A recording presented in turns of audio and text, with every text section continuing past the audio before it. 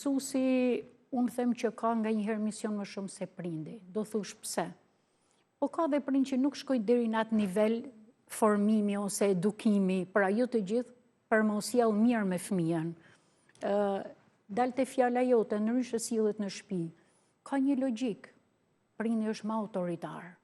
Fëmijët në shtëpi tërhiqen. Pse? Sepse prindi e ngri zërin. Mësuesi jo.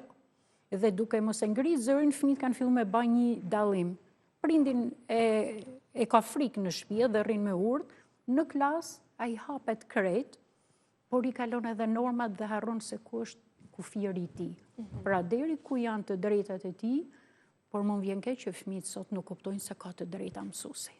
Po, e vërtet, sepse kjo gjë nuk diskutohet në familje. Që në komunikim, që mësuj në mënyrën se si e thëret mësuesin, si tha profesori. Mësuesi është tanë zotni. Unë nuk them thuj zotni, mësues mu më pëlqen me më thirr zysh, nuk dua asgjë tjetër dhe më duket shumë madhështore si fjalë. Por respekti duhet patjetër. E vërtet. Dhe kjo vjen vetëm përmes komunikimit, edhe kësaj lidhjes fort, prindër, mësues, edhe nxënësit. Në lidhje me këtë përkushtimin, devotshmërinë, a janë sot mësuesit më të stresuar, më të ngarkuar se brezat keni qenë ju? Dhe jo, unë duhet ta... Vështirësitë nëse i krahasojmë vështirësitë ndër brezat, duhet ta nis me një thënie të një ministri, por nuk e di se kush e tha, po që për mendimin tim është skandaloze, nuk mund të thush që prindi është mbredhi i mësuesi ushtari.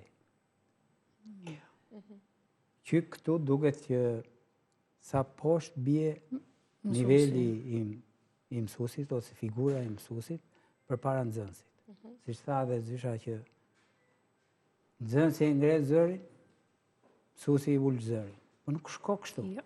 Secili ka detyra, ka të drejta. Merr autoritetin e mësuesit. Nuk kemi arritur akoma që të njohim kush janë detyrat dhe kush janë të drejtat. Deri ku shkojnë ata? Teorikisht thuhet që drejta jote shkon deri atje sa nuk cënohet e drejta tjetrit. Por faktikisht nuk zbatohet.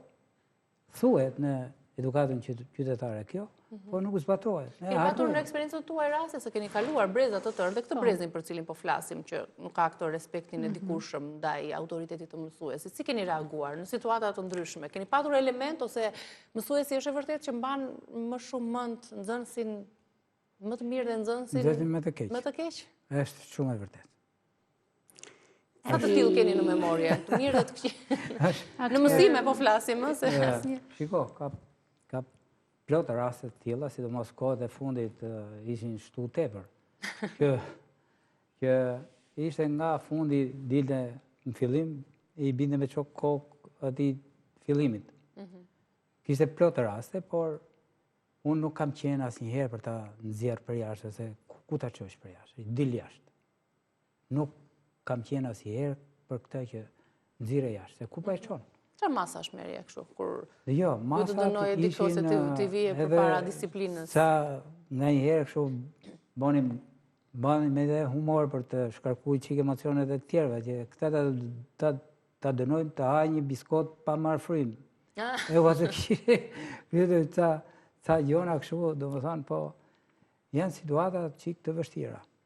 Shumë të vështira. Për ju, tani nxënësit e mirë mbajnë mend dhe nuk harrojnë asnjëherë. Kurse nxënësit më të vështirë kujtohen për përpjekjet që ne bënim për të arritur në nivelin e të tjerëve.